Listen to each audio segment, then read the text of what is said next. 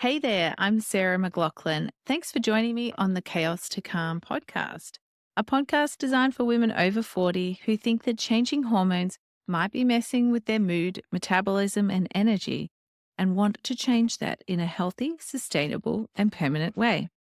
Each episode will explore topics related to health and wellness for women in their 40s, like what the heck is happening to your hormones, what to do about it with nutrition, lifestyle, and stress management, and inspiring conversations with guests sharing their insights and tips on how to live your best life in your 40s and beyond.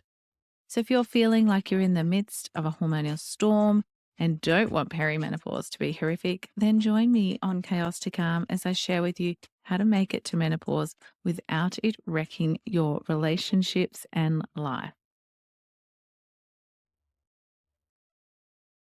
Welcome to the Chaos to Calm podcast, episode number 3. I am your host, Sarah McLaughlin, the perimenopause naturopath.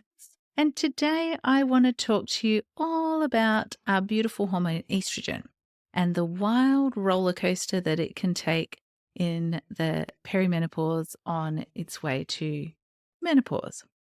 So, often one of the first things that might change when you're starting to go through perimenopause and maybe not realizing that you're in perimenopause is you might find that your mood, your energy is really fluctuating wildly. And I would like to say, welcome aboard the Oestrogen Rollercoaster. I hope you enjoy your ride. It can be a nightmare. But remember, common doesn't have to be normal. Always keep me saying that in the back of your mind as I'm talking here today. The thing with estrogen is that while our hormones do decline in perimenopause, it's like puberty, but in reverse. So in puberty, when you're a teen, your estrogen, progesterone, your testosterone, your main sex hormones are all starting to increase. Your body starts making them and increase in the quantities. And over a period of years, it works out what works. What is the right amount for you and your body? Well, in our second puberty or puberty in reverse, unfortunately, estrogen doesn't follow that slow, gradual, gentle decline. I've mentioned it before, it does not go down without a fight.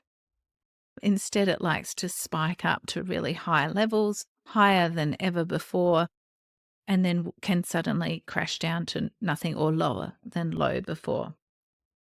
And yeah, if in case that wasn't enough for you, you get to do it over and over again. So you can see why I call it the estrogen roller coaster. It really can be a chaotic and hectic ride. And when I think of estrogen or when I talk about estrogen, I like to describe it as the hormone that gives us that, bolshy is the word that's coming to mind. It gives us that assertiveness, that, upfront and even bordering on aggression sometimes as well when it's in those large quantities. So it's quite stimulating. And when things are going well for us, when we've got it at that Goldilocks amount, not too much, not too little, but just right, we've got good mojo. We're feeling great about ourselves and, we move through life with confidence and feeling great.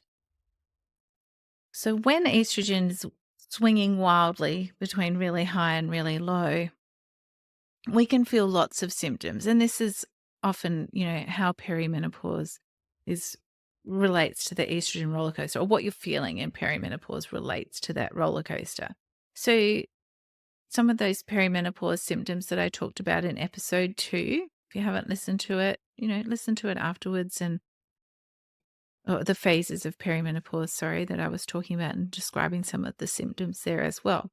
And some of the classic early perimenopausal symptoms that I see with many of my clients are things like breast pain, fluid retention, irritability, and heavy or painful periods. They're really caused by that elevated estrogen level in the body. And sometimes it's actually more to do with lowering progesterone as well. Don't worry, I'll talk about progesterone in the next episode. But for now, sometimes that estrogen elevation is actually exacerbated by lowering progesterone. It makes for a really big gap there. And then also things like depression, night sweats, heart palpitations, hot flushes, they can be caused by sudden drops in estrogen. So, you might be feeling a lot of those. Maybe you're not in perimenopause, maybe you're quite young, or your daughter or nieces or someone is experiencing some of those symptoms, and they'll give you an idea of where their estrogen levels are at. So ideally, a healthy, normal period is one where you don't have any of those symptoms. Like your period will just come and it'll just go. No flagging or big signs or symptoms that it's coming. So, no PMS and certainly no pain. So also please keep that in mind as well. So a lot of those early classic perimenopausal symptoms that people can get are more about that higher estrogen level or it fluctuating in that way, or a bigger gap being created by the decrease in estrogen. So yeah, with these fluctuations, often what makes people take action and come to see me is that rage and irritation. And, it's understandable because they get sick of not knowing what they're going to say next. What's going to come out of my mouth? I don't know. And I'm pretty sure your workmates aren't going to take it as well as what your family might do there. But your experience of these hormonal shifts and fluctuation depends on how well your body is adapting to them and this current state or phase of there. So the good news is, though, that even if you are struggling with it all, there's lots we can do to help support and improve how your body handles these fluctuations. Normal, natural fluctuations of perimenopause there as well. So it's not necessarily about wanting to balance our hormones, but more about smoothing those fluctuations and helping reduce those really high highs and the low lows there as well. I did mention in the previous podcast as well how in perimenopause we get to see how so many of our cells and our tissues and organs really rely on estrogen for their optimal function. And this is where, you get lots of you might be getting lots of symptoms, or you'll see those symptoms as messages from your body that it is struggling to adapt to the level of estrogen at that time. Our cells really love estrogen, like literally addicted to it often, particularly our brain cells. And so this is part of the reason why you can get really bad brain fog, especially in the later stages of perimenopause when your estrogen's starting to get quite low. Because when that estrogen is low, your insulin sensitivity drops. So estrogen impacts your cell's insulin sensitivity. And your sensitivity is how responsive your cells are to the insulin, i.e., whether your body needs to shout, your pancreas needs to shout by making lots of insulin for your cells to unlock the channels that let glucose into the cells. So when estrogen is low, that sensitivity to insulin drops, and it means that more of those channels that would let glucose into the cell remain locked. So you end up with plenty of glucose in your bloodstream, but your brain cells are literally starving. They don't have the energy, the glucose that they need to make energy and function, I think, and remember people's names and why the heck did I come into this room? So, yeah, when they can't do what they need to, well, you can't remember stuff, all those things that you need every day to function. So that's why, you really want estrogen to be like Goldilocks' porridge. Not too much, not too little, kind of just right. So the flow-on effect, it's never just sort of one thing that happens there. We have those estrogen-addicted cells. When estrogen's low, insulin sensitivity declines and the amount of insulin in your bloodstream increases, putting you into that fat storage mode, and your blood glucose level is elevated as well. Your body doesn't like that. It will do what it needs to remove some of that glucose, turn it into fat cells, and drop it around your abdomen. So you can see that, yeah, it's never simple. It's never just, oh, this is happening, so we do that. But when one thing is happening, the flow-on effect, it goes through our body, right through our body and our different systems. So it is important to work on calming that estrogen roller coaster, smoothing those fluctuations so it isn't like the Tower of Terror. Anyone else been to Disneyland? It's my favorite ride. Also, I think in Queensland, one of the theme parks has it there. Lots of fun, adrenaline rush. And, you don't necessarily want to have that happening in your body day in, day out. So we do want to smooth it, make it more like, I don't know, the roller coaster in the kiddie section of the theme park. We want to smooth it out so there's fewer skyrockets and death drops on the journey there. So here's some of my simple tips to help smooth those fluctuations of estrogen and make it an easier transition or time through perimenopause to menopause. So, first up, we want to focus on our elimination of estrogen. We don't want to leave too much of it hanging around for too long, making mischief.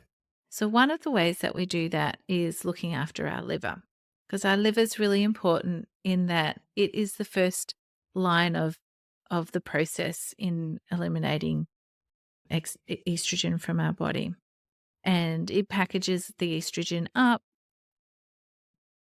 Has two goes at it. And the first time, it's not quite ready to be eliminated. Second time round, it's all packaged up, ready to go and be eliminated via the bowels, which we'll talk about in a minute. So, but your liver is busy. It's got lots going on in terms of managing your hormones, especially when estrogen is high. So we want to support it and ease its burden.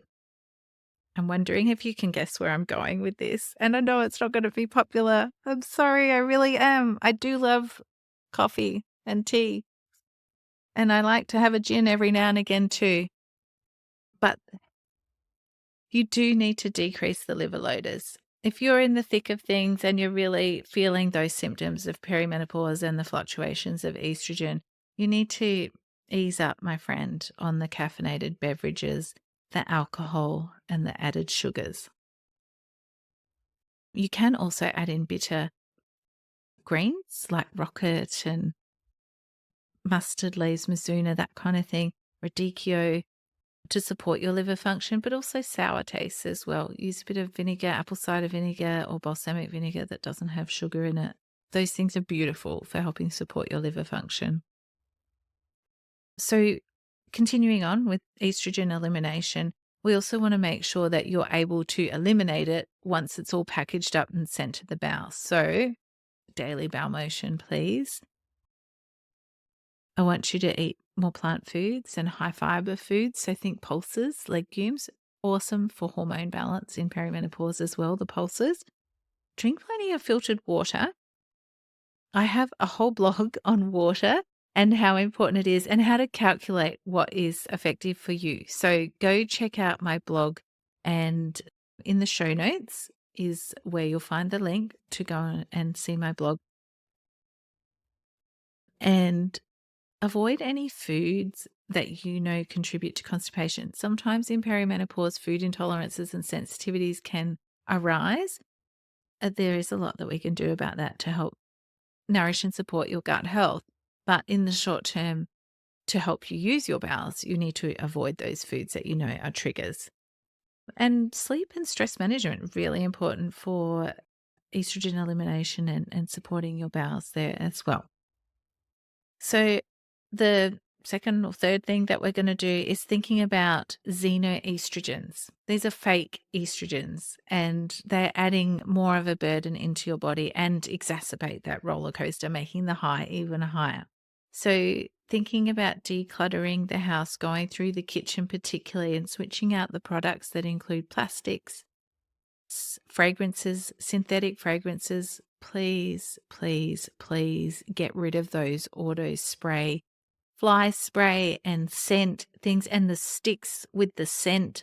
I don't even know what they're called, but please get them out of your house. All of those synthetic fragrances, perfumes are overloading your liver and making it really hard to focus on what it needs to do, which is your hormones.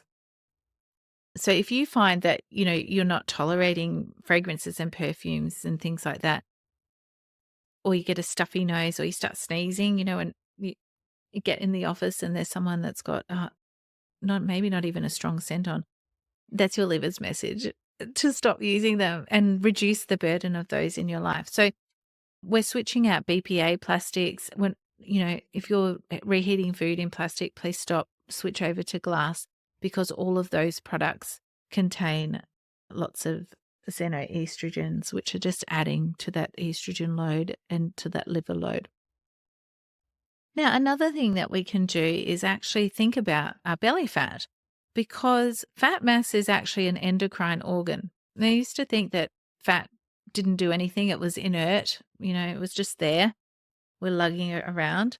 But fat around the belly actually can increase your estrogen, particularly the bad estrogen. So there's a few different flavors of estrogen in your body. And yeah, the belly fat particularly can increase a bad or mischief making estrogen that can do things like increase your risk of breast cancer there. So I know it's hard to lose weight in perimenopause, and in part that's because of the change in estrogen and how it impacts your insulin sensitivity, and all the things that you thought or that have worked in the past for you may no longer be working. But there is a lot that can be done. If you know a bit about my story, I managed to shed 20 kilos using personalized nutrition and in perimenopause, or despite perimenopause. And you can do it too. All my clients do it there as well. So, summarizing what we've talked about here today, estrogen, the end goal for estrogen in menopause is it has declined, it has decreased, but it doesn't go down without a fight. It is up and down all over the place, especially in the early phases of perimenopause, so very early, and even to mid menopause before it starts declining, or those fluctuations start getting, although there's fluctuations with high and low, they are generally lower than what they were before. And that those fluctuations in estrogen contribute to a lot of the symptoms that women will have in the early phases of perimenopause and late phases too, and can impact things like weight gain. So it's really widely affected. So know that many cells in your body have estrogen receptors and really rely on it for their optimal function. But like I always say, those common symptoms and impacts do not have to be your normal. There is a lot that you can do with food as medicine and to help support your body through perimenopause so that you can make it to menopause without it wrecking your life or relationships. So thank you again for joining me today. I hope you're feeling more understanding of what's going on in your body. Instead of thinking, what the heck, hormones, you're like, all right, I know what's happening here now. Don't forget that you can subscribe to this podcast wherever you listen to your podcasts, and please do share with a friend so that they can understand too that perimenopause does not have to be horrific, and that you can make it to menopause without it wrecking your life. It's really common for women over 40 to experience the chaos of changing hormones, mood, metabolism, and energy. But I hope you know now that common doesn't have to equal normal for you or them. You can help others understand they aren't alone in feeling this way, and that perimenopause doesn't have to be horrific, by subscribing, leaving a review, and sharing this podcast with other women in their 40s and beyond. Thanks so much for listening and sharing your time with me today in this Chaos to Calm conversation.